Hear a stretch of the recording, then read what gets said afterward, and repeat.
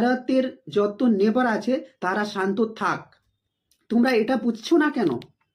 তোমাদের ভাঙচুর করলে, এরকম সব কিছু নষ্ট করে দিলে, তারপরে কি হলো? পপেট অফ দ্য ইউনুস আছে, পিএম আছে না, ওনলি পপেট।